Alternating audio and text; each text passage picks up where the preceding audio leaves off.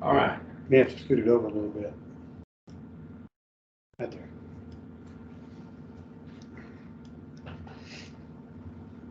All right. Let's start with verse 11.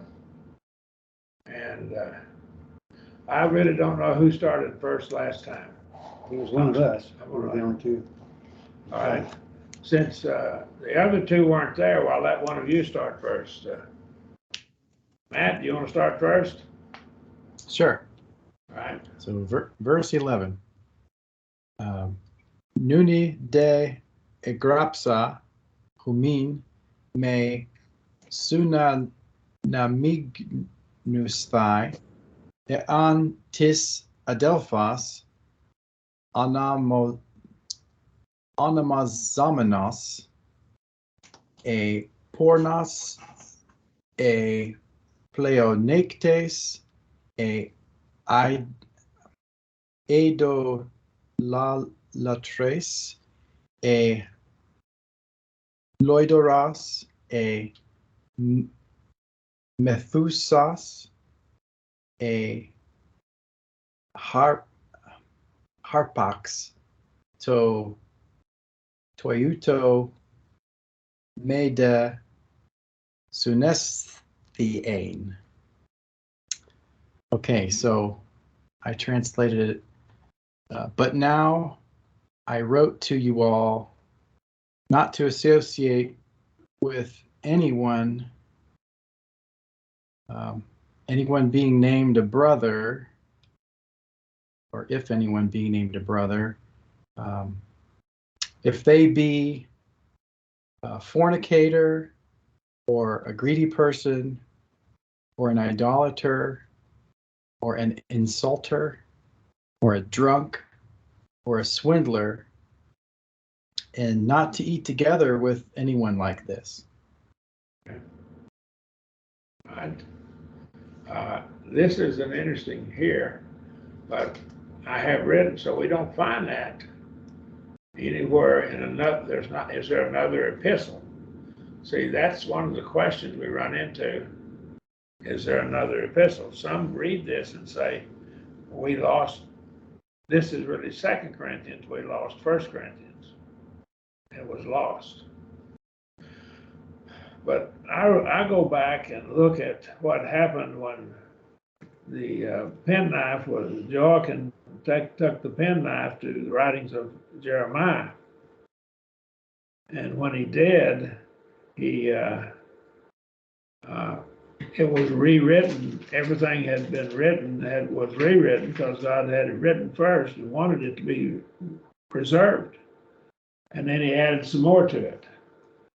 So I just can't see God allowing his word to have ceased to exist and be destroyed. I just don't see that. So what's the possible explanation if we don't take that view? It's talking about the previous verses. Talking about the previous verses. So this is what's the name for that? Do you remember? Epistolary heresy. Epistolary heresy. Right, that's what I think this is. Right.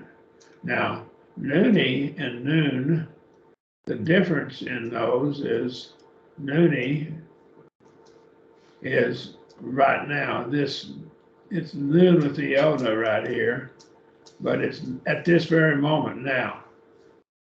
But now, as it is, I wrote. Right? At this time, I wrote. I think that may even tell us that it's right now. What I wrote is right now. You're reading it right now in the prior verses. And just after they read it, it would have been slightly in the past. Yeah. And now they're reading this at this time. The other is now at the past, even though it's maybe only a second. Yeah. So I think this is epistolary heresy. And I had notes on verse 11 on the epistolary heresy. We've already talked about it. But that's my view of it, my interpretation of it. That God didn't allow his word to be destroyed. So we didn't lose part of it. This question of the Greek and Hebrew text is really critical and important. These questions come up, and My notes on introduction to the Bible, if you don't have them, I'll send the materials to you, but I deal with that question on the text of the Greek New Testament in some detail. And if you don't have it, just let me know and I'll get it to you, okay? Any questions? Not to keep company. Now, may is used to negate infinitives. So that's why he has may here. And to negate this infinitive. It's a middle passive form. I take it to be middle, to cause yourself to keep company with this person. All right. If any man or a certain man, and this is someone he's singling out here, it be named a brother, he's named a brother. If he be a what? Now, see, this is from a me. It's present subjunctive active. If he exists or be, he is a fornicator. All right. Now, a problem with fornication is we need to define it. When I read my Bible, the New Testament, I don't find adultery being a grounds for divorce. I find fornication. So is adultery, what we know as adultery, what we call adultery in our common lingo, is that a kind of fornication? That's the question, see? I've always thought it was. But... And so that Yeah, I would say yes. The question. So what is fornication? I believe it's someone who engages in sexual activity with someone that they're not married to. And that would be homosexual, heterosexual both. And I think bestiality would fit in there too. Sex with an animal. That's my interpretation. All right, any question there? Now, when we get into chapter 6, I think he elaborates on these sins some more. I think we'll get in chapter 6, I think he will follow through with it and we'll bring these up again. And we have 3 categories of them here. So let's look at it. There's the sin of fornication. And in this context, the man who had his father's wife, I believe, was a fornicator. Or covetous, and that's how it's translated. What are the 2 sins dealing with money? Covetous and love for it? Being covetous and being a lover of money. Now, what's the difference? One's how you earn it, one's how you spend it. One's how you earn it, the other's how you spend it. So if you earn it lawfully and you don't sin in getting it, you're not necessarily covetous. See? But you could be a lover of money. You could be stingy with it once you get it. You don't use it for good. Like Scrooge McDuck. Or you could be both. You could be both. That would really be bad. You could be both. Okay. Any questions there? So in the context, we have to look at both of those together. So we have covetousness, and it would lead you to other sins. And we'll see these as we look into chapter 6. When we get there, we'll see that. Or an idolater. Now, idolatry at that time certainly was worshiping false gods, but they engaged in all kinds of bad sins of sinful activity along with their idolatry. Why would you invent an idol in the first place? You're going to invent it so it will tell you to do that you're allowed to do what you want to do. That makes sense. So you'll dream up this idol and he's going to let you do what you want to do already anyhow. So an idolater. Or what? A drunkard. Well, I put reviler first. A reviler, I'm sorry, a reviler. All right. I think he used to never a word for it, but it's a synonym for it. All right. All right. And that's saying things to hurt people. And a drunkard a drunkard, and that's how it's translated here by American Standard. It's only found here in the New Testament in verse 5, 11, and 6:10. Right? There's a subtle difference in the word. I think it might link in with their idolatry because they worship Dionysus, or sometimes called Bacchus, that's the Roman name, and they would have these drunken feasts. When they got drunk, the Bacchus or Dionysus was supposed to take it over their body, be in their body and control them. So they'd have these drunken feasts. Okay. Any questions or comments? It may be linked in with that. Of course, it's not saying that if you're not worshiping an idol, it's okay to get drunken. Other verses tell us it's not. But this may be tied in with the idolatry here. Some of the fornication might be tied in with idolatry as well. An extortioner, why would you extort from people? You want what they've got. And you're going to try to force them to give it to you, see? Now, you could extort them by putting a gun to their head, or you could do other things to get it. You could use trickery. You could get a contract, make a contract with them, and have the contract worded your way so you can cheat them. You can do that. There's lots of ways you can do that. Doesn't have to be by physical force. You can do it. You can do it even with the courts. Okay. Cut off their water supply so they have to sell the ranch. Yeah. Cut off their water supply so they have to sell the ranch, like in some of the cowboy movies. Okay. All right. That's be a form of extortion, see. And now he says, with such a one, the American Standard reads, anybody of this sort. This is the word that was used in verse 5. But what he's done is he's made this broader. He includes fornicators, covetous, idolaters, revilers, drunkards, and extortioners. Anybody like this, all right? Anybody that commits these kinds of sins. So this is not just a limited number because such like includes more. I think we'll see this in chapter 6. He'll elaborate on these and categorize them into 3 categories. Okay. Right. There's a sin that has to do with fornication, and there's a sin that has to do with idolatry, and there's a sin that has to do with covetousness. There's various Same forms 3 of that categories. sin. These are manifested in different ways here. That's the way I see this. And we get into chapter 6 later, okay? Now, I'm not saying that there are not other things that are sinful. This passage doesn't purport to give an exhaustive list of sins. It's just the sins that they were guilty of here, that they had a particular problem with. It's examples of the character of a person. That's why he uses such like. So there's other things like this that I haven't mentioned, Paul is saying. Right? Don't eat with them. Right?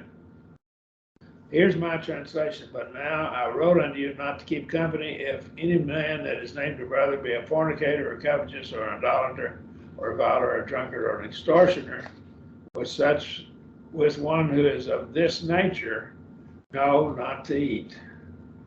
Not to eat with him. I think eat is put as to associate. You're not supposed to associate with them, and one form of associating would be to eat. So it's have a close relationship with.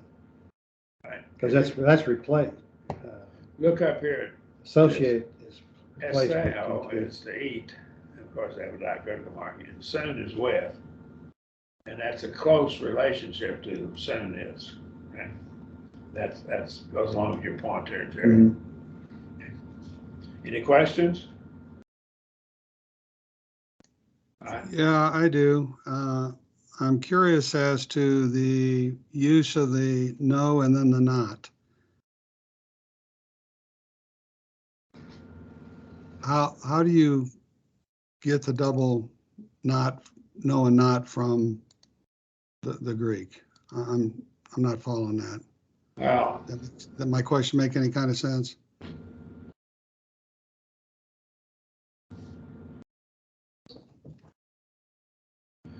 I think it comes from Mayday. I get it from Mayday, and it's Okay. not even. Okay. It Okay. continues the negation here, and you're not to eat. I put in no wise, which is another way it's expressed in some places.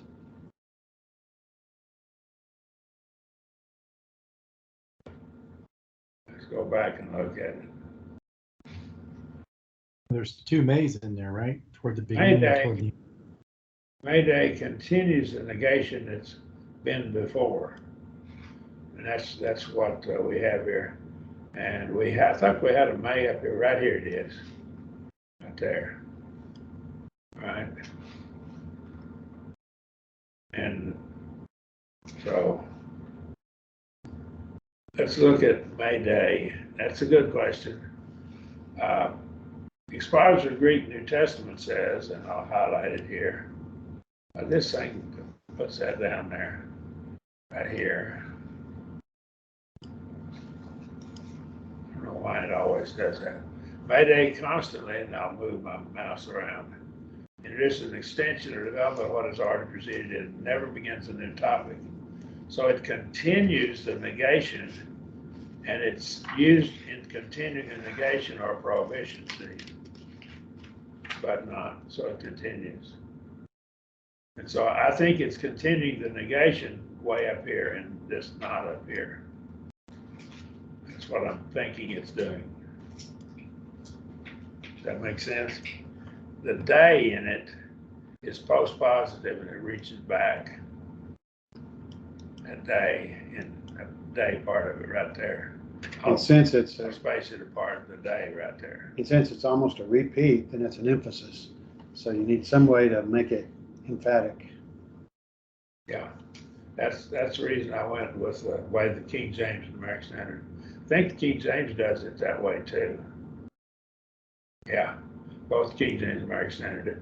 Now, just because American Standard does, I think it had to have a 2/3 majority to change the wording of the King James, but the American Standard, I think that's what they had to have. Right?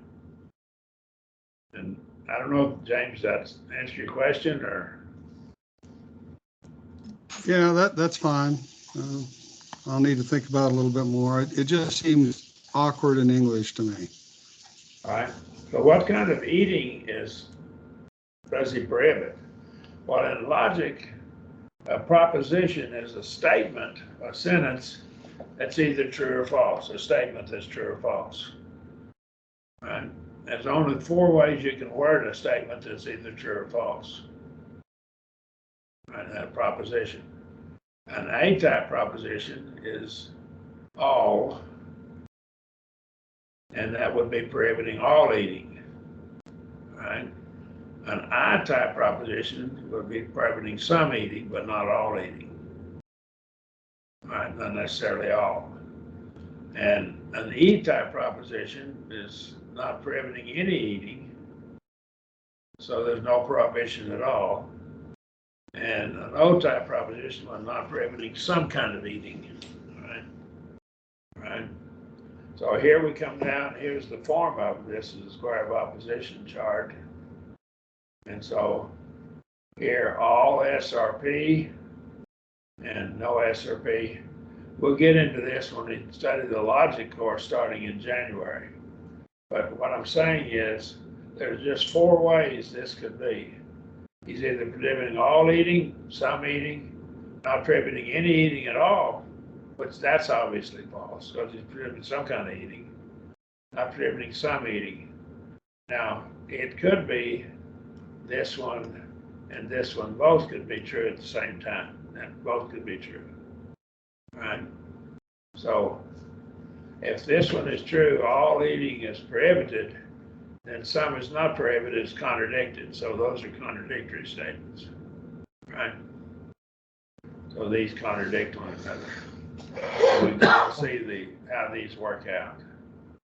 But When fellowship is withdrawn, there's a sense in which the brother is still being treated as a brother. 2 Thessalonians 3:15. There's also a sense in which he's been treated as a Gentile and a publican, Matthew 18:17. Right? If the brother is to be taken away, as we see in verse 2, or put away, as we see in verse 13, we're not to keep company with him, see?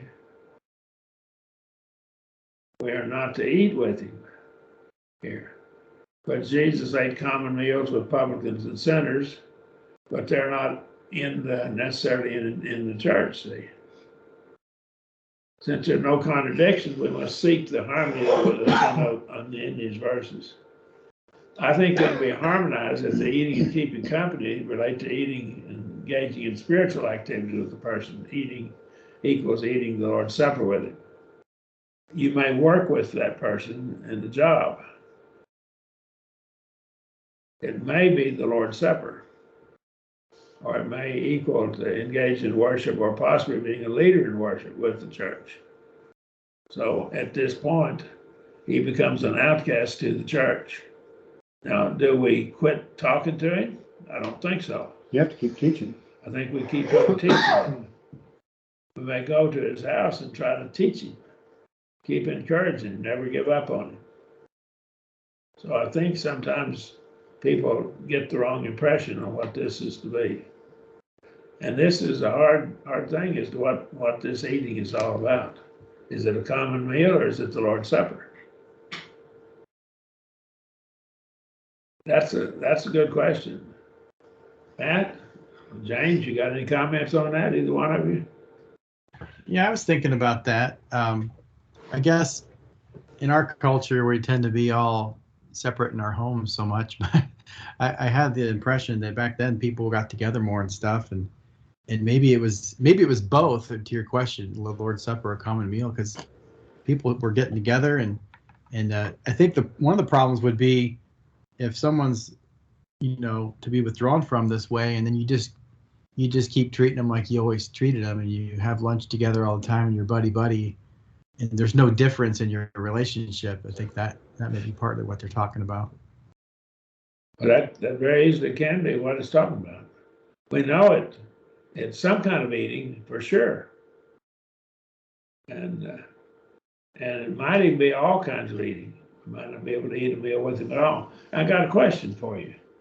Suppose a man and his wife were members of the church and he sinned, would his wife have to quit eating meals with him? Yeah, it's a hard question. Yeah. Does one relationship override the other, for example? That's the tough question. Yeah. Well, there is Paul does write about that. If the believer stays with her, she shouldn't leave him. Yeah, so I agree. That might be part of it. Yeah. I think she can tell him, look, I love you, but I think you're wrong in what you've done. But she can live in the same house with him. Whether she could eat a meal with him, that's the question here. Does it go that far? Now, I'm just saying, I think it's a tough question before we go any further in it. All right. I would argue that we're not to offer him the Lord's Supper, for sure. And very likely could be that we're not to eat a common meal with him. Okay. All right. Any questions? But even then, we got to be real careful, make sure they understand why, and that we don't hate them. This is discipline. Yeah. For a reason. But would it go so far as to his wife and children, if they were members of the church? Shouldn't? That's a good question. All right. So I'm going to leave that hanging in the air. Okay. I think it definitely includes the Lord's Supper, and it may include eating common meals, but it does not include treating him with contempt. He's a brother, and we will definitely have to keep encouraging him. We may even go see him to encourage him and try to get him to come back. The point of this verse is this discipline applies to a brother, not someone outside. And that's really what this verse is getting at. I think the relationship ought to be so strong that it is a almost a punishment to not have that fellowship that we have. If we don't have the fellowship that they're going to miss, what's wrong? There's something wrong with the church. There needs to be that fellowship together. Any comments, questions? Well, they're kind of patting him on the back because they're proud of it or boasting about it. Yeah. And they would have to quit that, and all of a sudden there's suddenly a different atmosphere. They would have to probably have to let him know that they had been wrong in doing what they're patting him on the back. Don't you think? They need to tell him that they had been wrong in doing that. Right. Okay. And verse 12. Let's see. Matt, did you? Matt did the last one, so it'd be James. James, could you do that? Yes, sir. Tigar moi kai tus exocrine, ukitus eso humes crineta.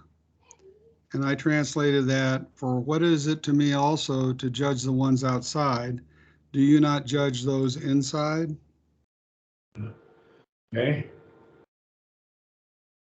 What is it to me that I have judged them that are without or outside? Do you not judge them that are within? Right? But with a question is probably indicating you judge those that are within, don't you? I don't know. The New American Standard may translate it that way. I'm not certain. For what have I to do in judging to judge them that are without? Those who are without would be non-Christians. Would you agree? They wouldn't be brothers. That's what the other verse Paul is. is revealing why the prohibition against eating with them does not apply to non-Christians. I think he's saying here, that doesn't mean you don't eat with non-Christians. Right? We're not in the business of judging those without, not in the business of judging non-Christians. So this action of not eating with him was a kind of judgment of some sort. I think it would include the Lord's Supper, but you don't offer it to him. All right? And I think it may include not eating a common meal with him. Could very easily do that. Right? But you won't refrain from eating a common meal with your neighbor who's not a Christian. Okay, so Because God is their judge. God's their judge, and so what you're doing is you're judging this brother, and all judging is not wrong. Okay. Matthew 7:1 is just grossly misunderstood. You're actually applying the judgment that God has provided. So that's the way I take this. Any questions there? And I think it's a further elaboration of verse 11. Don't you judge them that are within, don't you? Now, when you think about it, the church should have been taught to make judgment in some matters, such as Matthew 18 and so forth. And if they had understood it, they would have understood that they have to apply discipline to unruly members somewhere. You judge them within, do you not? And they were even judging, in the sense, judging wrongly, because they were kind of making it okay. They were making a judgment there. When I say something is okay, I'm making a judgment. And of course, they were doing that. But I think that the church had probably practiced discipline with some other people in some situations. But they sure weren't showing very much of it. I mean, it's possible I'm wrong there, that they might not have ever done it. Okay, Corinthian church. But the church was to judge in certain matters. Matthew 18, for example, 15 through 20. Questions or comments? It's going to be made clear that Paul is really saying that he is not judging those that are without. That's God's job. And so that for what have I to do to judge them doesn't say that to me. That's why I kept wrestling with this, how to state that in such a way that it harmonizes with verse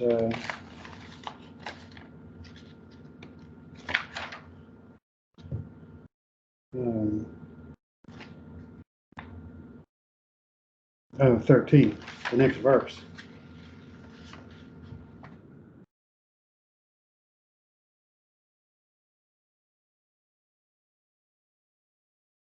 God judges those that are without. Yeah, so somehow verse 12 should be saying, Paul's saying, I don't judge those that are without. Somehow, I don't know how to say that with the words that are given.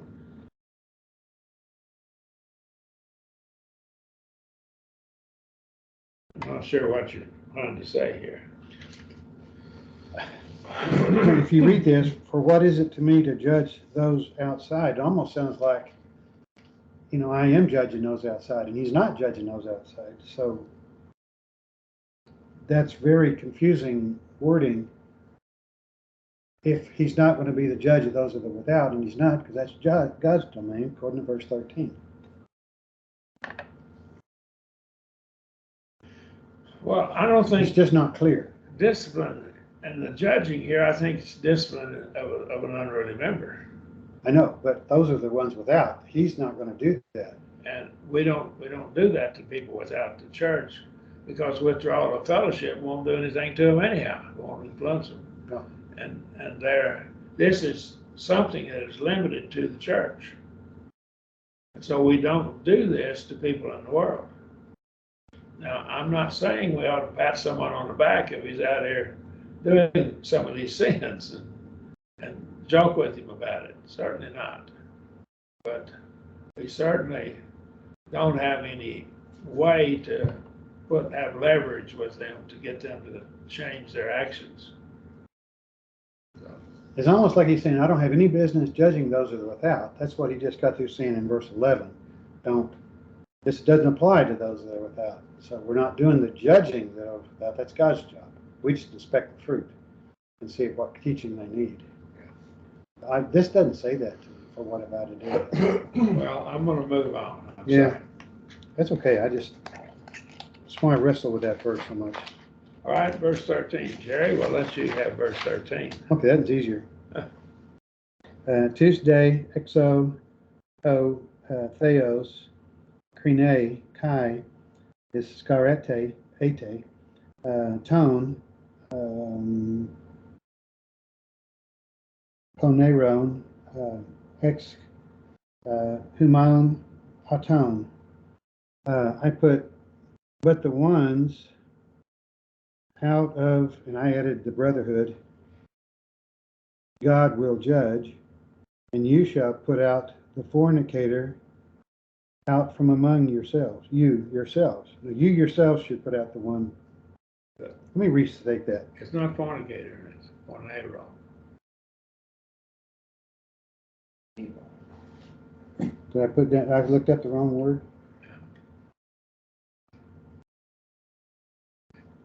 Those two words, it would be P-O-R. Oh, I probably just looked at it wrong. My eyes get Yeah, big. I almost did that too on that one. So what is that word? I have to look it up again. That's evil. Evil. Okay, so An evil or wicked person. yeah, I do that once in a while because my eyes get really bad after I've studied a while. But the ones out of the brotherhood God will judge, and you shall put out the evil out from among you yourselves. Okay.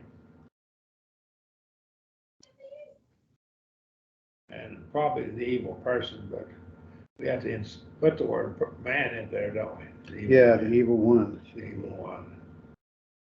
Or that would be probably any evil one, but it's the evil one with the article.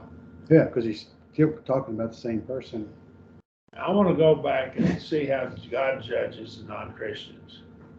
He judges through the civil rulers. We can see that in Romans 13, 1 through 7, 1 Peter 2, 13 and 14. Everyone will be judged by God on the day of judgment. God might judge through other means such as providence. So I just don't know. Any questions there? So I know he judges probably in those three ways. There may be other ways that I don't know about. But inspecting the fruit according on God's basis so that you know what to teach, what those people need to be taught, is not judging. No. And that's what people say, don't judge me. That's not judging. That's just inspecting the fruit so I'll know what you need. But In why? Ephesians, Well, sorry, James. I was going to say in Ephesians 4, it says, have nothing to do with the fruitful deeds of darkness, but rather expose them. So we have an obligation. Reprove them, shed light upon them, actually is what it carries the idea. Expose them to the light. But the judgment, because it causes that, is the one that came from God. Okay. On the word poneron, we can insert one because it's singular, right? So we could put, Yeah, the way it's fair to put one. It's not an addition because it's singular. Right, singular. I So tried to it's pronounce fair. it porno wrong too. I did the same thing, Jerry. That's my first thought is the other word. And I get them mixed up.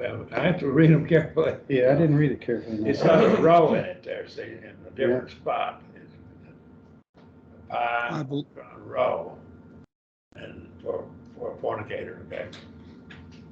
All I right. think in Matthew 6, where it says, don't lead us into temptation, but deliver us from evil, it's the same structure there where it has the definite article. And I think that there it would be the evil one as well, which is quite a difference from just evil in the general sense. Maybe the evil one may be from Satan in that context, do you think? Yes, sir. And here, it's the evil or the wicked, and it's singular. I think it's the man. Agreed. He's going back to the man who's had his father's wife, and he's going back to him. Right? But I think as a principle here, it would apply to anybody who was likewise evil. They committed these other sins that he talked about in the prior verses. Okay? Any questions?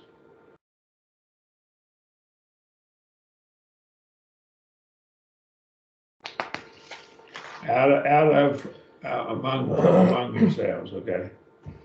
But them that are without God judges, therefore put away from among yourselves that wicked person. I put person in italics.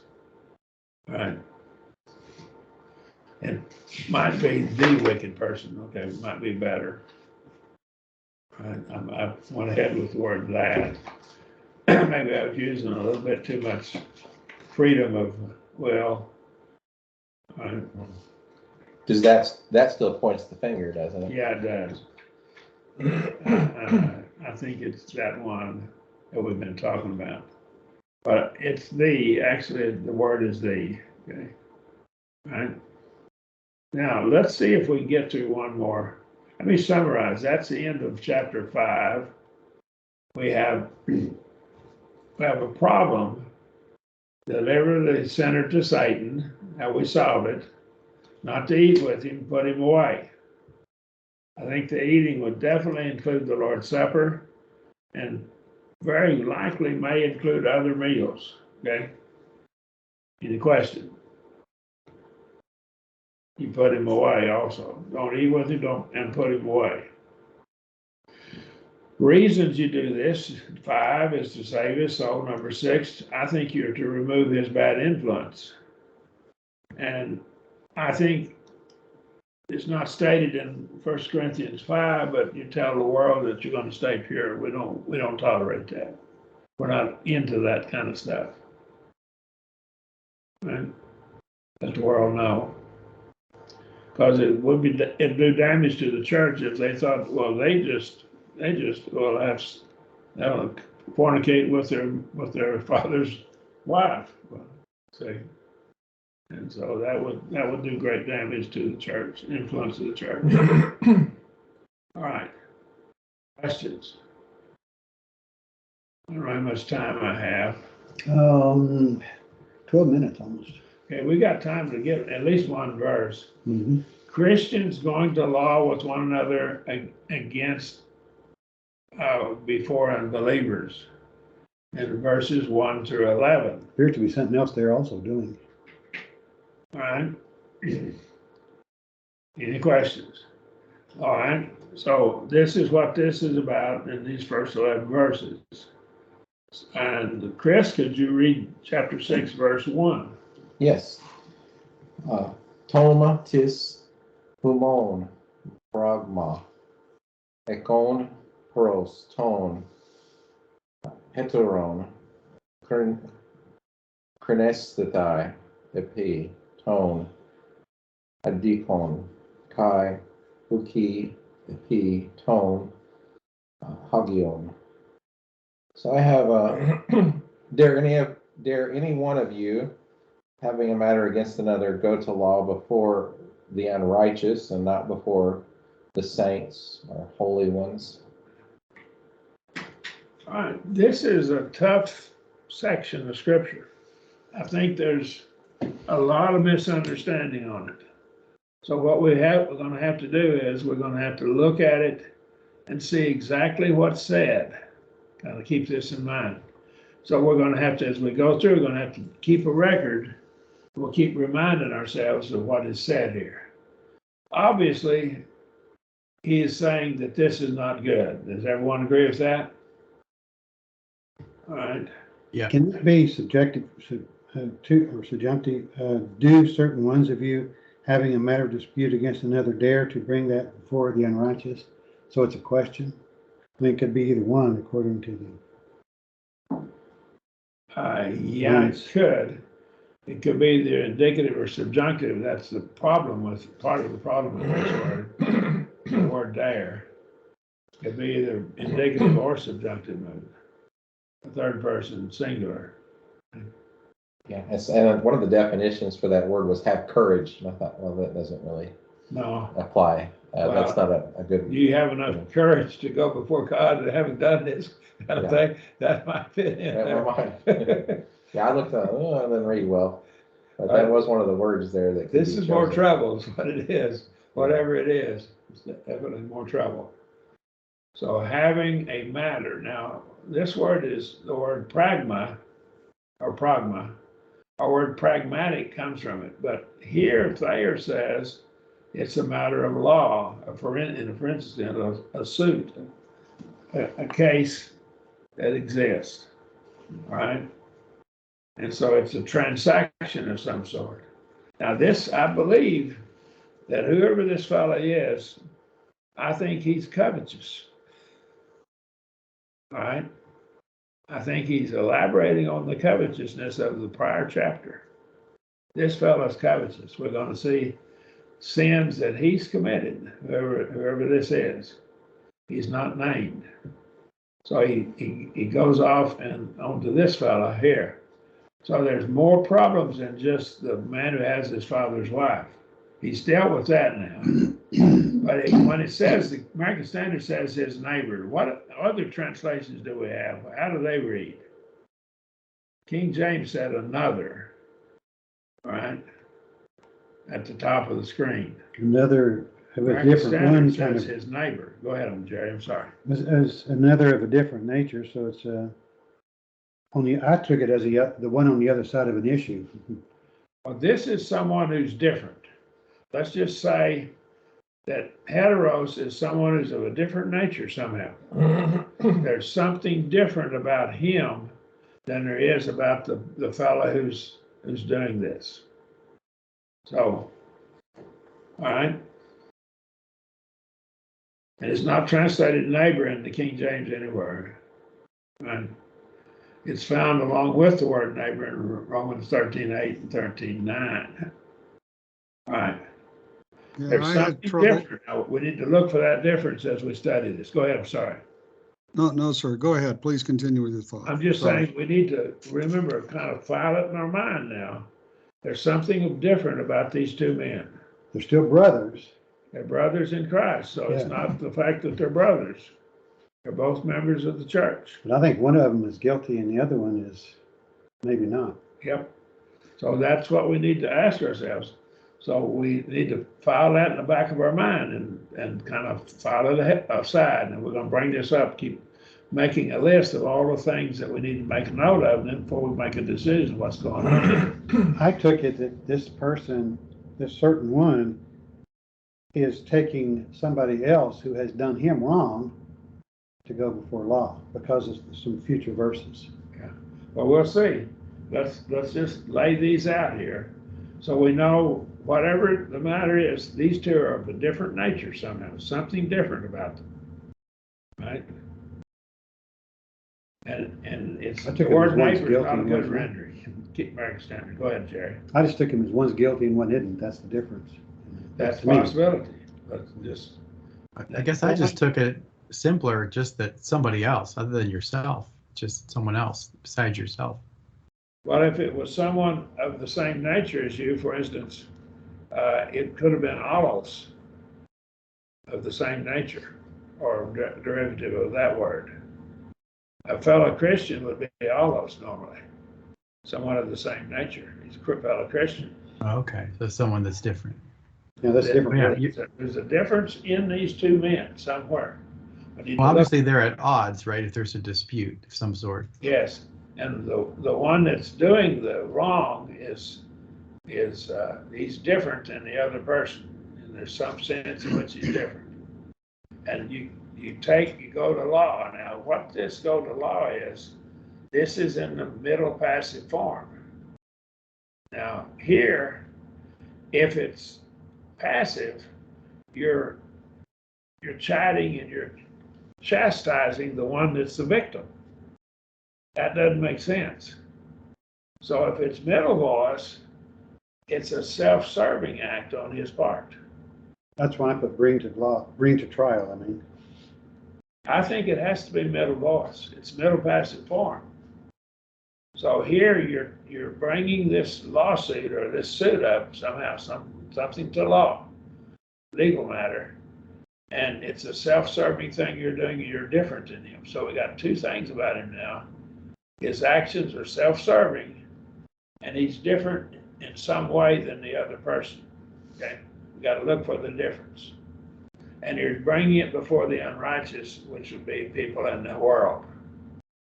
I tell you, judges that are not Christians could be good, but they sure could be corrupt. Okay, and they're certainly not going to know and understand righteous principles like a Christian would. Everyone agree with me? And not before the saints. You go before them and not before the saints. Now, wait a second. The questions about what is being prohibited here is all going to law prohibited. All right. For instance, may one divorce an unfaithful spouse? Mm-hmm. May one probate a will? When my wife died, we had to probate her will. Do you know what you do? And I asked the attorney about this. You sue the whole world. You file a lawsuit against the whole world and said, prove that this is not a legitimate will. Okay? And nobody came forward to challenge my wife's will. Right? But I sued everybody in the whole world. That's what he told me I was doing. But, so I sued everyone here in this room. Okay? I sued them. Okay? And nobody challenged it. So when you probate a will, that's what you do. May you go to court to transact any business. See? If all going to law is prohibited, you can't probate a will. Okay? All right, let's start over on this verse next week. Is that all right? Because this is real important stuff. Okay. But we've got two things we know now. And it's a self-serving act, and and the person is of a different nature, something different about it. Any questions?